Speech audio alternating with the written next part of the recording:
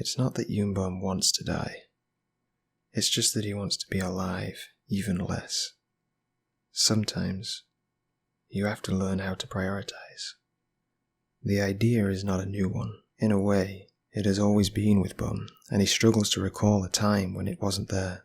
It's as though, as soon as he had been born, someone had placed a heavy cloth above his cradle and shrouded him in darkness. Behind the cloth, everything is very far away, and yet not. Noises are too shrill and too hollow at the same time. Faces lose their meaning, and sometimes time does too. So, Yoonbum stumbles along the path of his life, and there are potholes. Too many to avoid. His parents dying, his grandparents, bullying, belated diagnoses, medication, his uncle, rejected confessions, restraining orders, his military service, lost jobs, rainy days. With each step the thought grows and wanes like the tides under the moon, and it's just another fact, like the temperature at which water freezes and how do you spell his name. A fact that, when something goes wrong, when Bum burns his dinner or gets a bad grade on an exam, he thinks that he should kill himself, somehow, and he can never quite articulate a reason why he doesn't. Then he climbs into Sangwoo's basement. The thought is still there, always, but Bum never has a concrete plan. It's always just a mist between his fingers, and whenever he tries to catch it, it evaporates before his eyes as though it had never truly been there. But it's a Friday afternoon and Sangwoo has taken him along to the convenience store and left him standing in the aisle to go grab some beer. And the shelf with the personal hygiene supplies is right there. And it's still not a conscious decision, but between one blink and the next, Bum has reached out a hand and grasped the silvery blue package off the display. It feels solid in his hand but almost weightless, but just for a moment. He slips it into the hungry pocket of his coat, and there its sudden heaviness seems to throw him off kilter. He has to grapple with the crutches to regain his balance, but once he does, he feels very steady. "Bum," Sangwoo says, and a startled fire lashes up in Bum's stomach, all the way up to his face. When he turns around, he prays his cheeks do not burn. "Let's head out," Sangwoo says, jerking his chin into the direction of the self-checkout. Bum gives a meek nod and follows after him. He glances up toward the security cameras and the curved mirrors in the corners of the store, towards the bored cashier behind the counter and another customer, but no one seems to have noticed, and what's even more important, Sangwoo does not seem to have noticed either. On the way back to the house, Bum has to stop himself from grinning giddily. He has to wait till Tuesday when he knows Sangwoo will spend the better part of the day at university. He waits then minutes, 15 minutes, anxiously waiting. Anxiously watching the clock face to make sure that Sangwoo is not coming back because he forgot anything. Then he scrambles to pull himself up on the coat rack to pull his coat off the hook. The heavy fabric descends onto him, but he's already fumbling for the inside pocket where he had previously hidden his stolen trophy. He shoves the coat back, more out of habit than anything else. Then he crawls into the bathroom.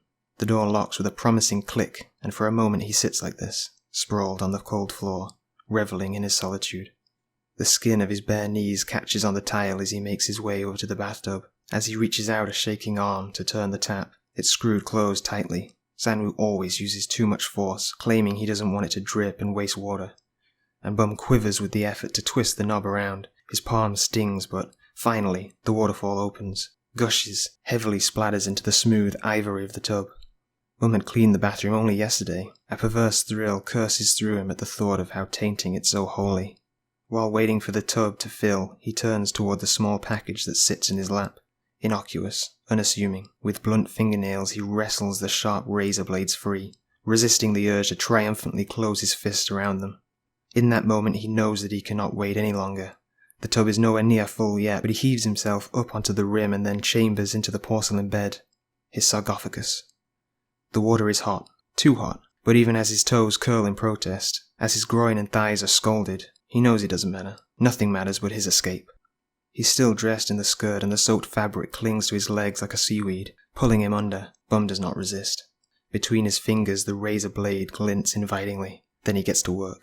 In distant fascination, Yoon-Bum watches as his skin parts underneath the metal, a neat path carved into him, down along the inside of his arm, following the blue veins that course through him like rivers. This, at least, is familiar.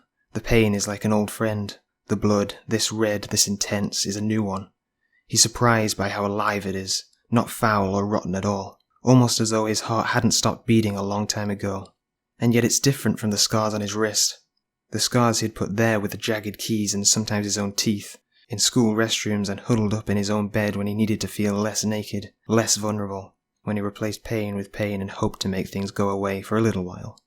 All of that had been about pushing things deeper inside of him, to bury him, hide them, forbid even himself from seeing them. This, though, this is about opening himself up, letting all the filth and failure and fragility spill out, everything that had accumulated over the quarter-century of his life. After all the times he had been called a liar and a creep, this is the most honest thing he's ever done.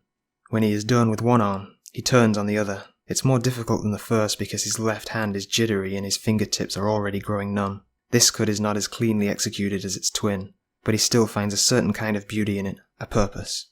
The tub is almost full now, or at least full enough. He barely manages to turn the tap off again, but it needs to be done, for some reason.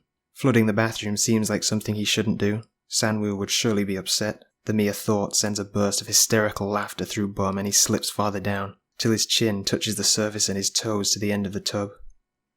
He lets his arms sag into the water too, and immediately the blood disperses into a translucent cloud. It will be quick now, he thinks. He hopes. His other wrist is propped up on the rim of the bathtub and, here, the blood runs along the porcelain in thin rivulets, eventually joining its kind in the rosy water. Bum blinks and lets the razor blade slip from his grasp. He does not hear it clatter onto the tiles, instead witnessing as darkness slinks into the corners of his vision. He remembers the shroud above his cradle, and how this must finally be the manifestation of what has always lurked in wait for him. Death. Death. Bum tilts his head back and closes his eyes.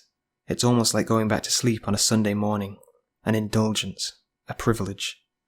It's not that Yoon Bum wants to die. It's just that he wants to be alive even less. Sometimes you have to learn how to prioritize. The angel arrives with the sound of drums and thunders of furious choir. He steps through the mist of the mist parts around him in indifference. The angel knows Bum's name, like his mother knew his name, like his uncle knew his name, like the judge behind the podium knew his name. Love and anger and disappointment and exasperation. In his mouth, Bum's name turns smooth like a shard of coloured glass in the ocean. He plucks him out of the sea salt, lifts him from the waves and carries him into the blinding white light. Bum thinks, this is death. Save him, the angel says, like holy scripture, like psalm. But then again, hadn't the devil once been an angel too? He wakes in increments. Noises trickle into his quaint world, breathing and beeping, heels clicking on the floor. Death was never meant to be this loud. His eyelids flutter.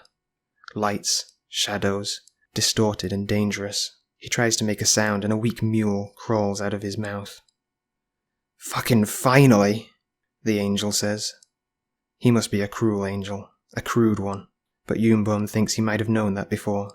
He's being carried again, but he does not feel as light as he ought to. Colours twirl around him as though he was struck on an infernal carousel. He feels sick. He closes his eyes. He opens his eyes, drowsy and dazed. His head rests against a window. More colours, bile in his throat. He swallows, but saliva drips from the corner of his mouth. Underneath him, the engine dies, as though in mockery of his defeat. Then the car window opens and the pain returns. No, Bum protests helplessly. His arms, wrapped in the thick layers of gauze, fight against a gentle grasp around him. Please, no. Shh. Sangwoo's voice is in his ear like a snake in the grass. A warning. A threat. It's all right. The bed still smells of their lovemaking from last night. The nausea, never quite gone in the first place, returns with a vengeance. Bum's tears seep into the pillow as he tries to suffocate himself. When he returns, Sangwoo's face, beloved and boyish and beautiful, breaks something deep inside of Bum. Don't, he whispers, weakly holding onto the remnants of his resolve. Please don't. Just let me. Let you die? Sangwoo asks dangerously. His presence swallows up the room. Is that what you're trying to say? You want me to let you die? You've had my life, Bum thinks. Just let me have my death. I won't let you die. You hear me?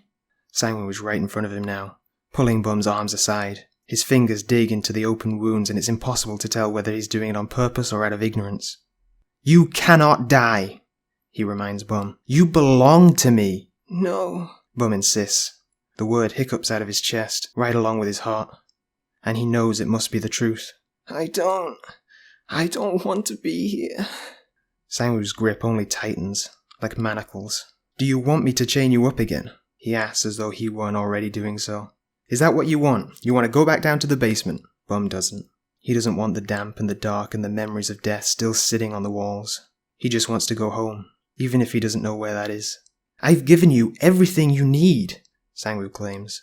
I feed you at my table, I let you sleep in my bed, I share all I have with you, and this is how you repay me? Sangwoo's voice is harsh and so are his words, but when he pulls Bum into an embrace, he's very warm. Bum hadn't quite realized that he'd been shivering before. The blood loss, he tells himself. Even as his body molds itself against Sangwoo, seeking out his radiance. He's been here before, and somehow, it always makes him lose something along the way. His fear, his train of thought. You won't leave me, Bum, Sangwoo whispers, spoken like a sorted secret. Promise me you won't leave me. His embrace is a prison. Bum chokes.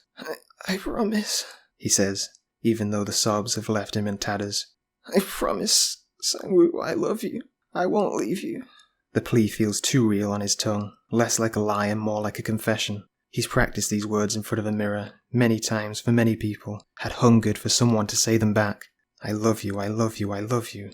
Stay away from me, you freak. A cacophony of voices echo in his head. I'll call the police. That's right. Sangwoo presses a kiss to his scalp, his lips full of forgiveness. I love you too. You'll stay with me forever. It's not over. It never is. Bum closes his eyes and surrenders.